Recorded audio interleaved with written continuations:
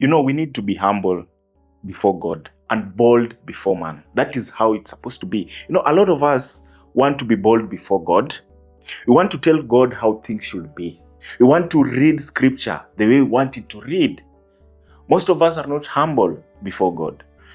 We are not saying, God, come into my heart, transform me, change me, search me, know me, reveal things that are in me that may contribute to me being unrighteous.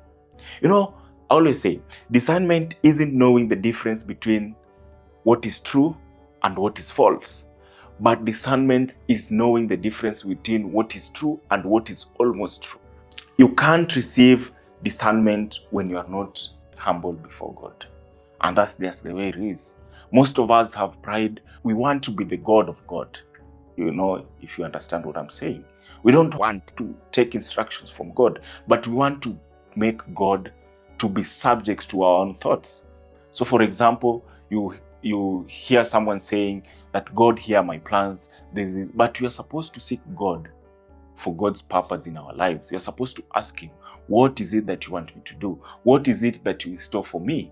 Instead of taking your own thoughts, taking your own desires to God and wanting God to affirm them.